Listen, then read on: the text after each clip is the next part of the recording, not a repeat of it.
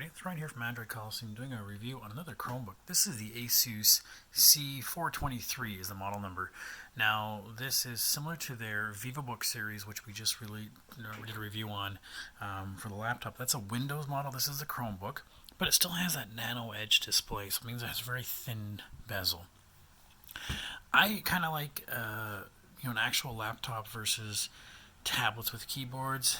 It's a little more sturdy. We have a better trackpad. It just doesn't feel as flimsy, which is really nice. So here we go. We've got USB-C on both sides, which is really nice. It uses power delivery, so you'll often, if you're not using the official charger, which it comes with it, it's permanently attached, which I kind of wasn't a fan of. So if you plug it in and it's not, currently charging at the fast rate, it'll warn you. But actually, it's still charged up. I was surprised. The Pixelbook, it almost drains if you don't use its official PD accessory. We also have USB-A's on either side, a headphone jack, and a micro SD card slot here too. So this is not bad. A 14-inch screen. Now I find the display a little matte looking, and that's they advertise it as not super bright and shiny and reflective. It's got that matte, but I find that makes it a little bit dull looking to me, and often I'd find myself trying to adjust to find the right angle to get that view. So yeah, what else do we want to talk about? It's got 4 gigs of RAM, and I find the 4 gigs of RAM a little bit sluggish trying to run a few things. So if I'm trying to bring up, well, especially on games, I tried playing PUBG on this and you just could not do it. I found going through some of the menu systems sometimes was just a little tricky, so I don't know.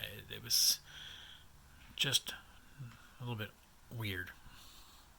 Oh, my Wi-Fi's out still again. Alright, I gotta fix that. Anyways, I'll fix that later. It is Chromebook, so it's kind of nice that it has... it's always ready to go. This is the display. It's not a bad display. It's pretty good. Like I said, I find it a little washed out, but the greens are really good there. It's only 1366 by 768, which seems small by comparison when you look at some of the Pixelbooks, but we usually downscale those anyways. So, what else can we talk about? Oh yeah, so this is the neat feature it has in this guy here is that we can do this. Put it straight down. So I guess if you're working with somebody else and they want to see it, but there's no way for you to really flip the screen around for them, and without it being a touch screen, it's kind of awkward. Now the other thing is it's supposed to go 180 degrees. It's not. It's like 178 because it's not quite flush. So that's kind of a bit of a misnomer there. So what I said, yeah, 32 gigs of storage on it. Not much, but it's a Chromebook. You don't really need to store anything on this. You're going to store it on your computer. The battery is a 38 watt-hour battery, which is, again, a little less than, I'd say, a Chromebook. But I was using it, watching some videos for about 2 hours, and it said it still had about 6 hours left. So you're going to get about 8 hours of video and usage out of it before you need to recharge it again.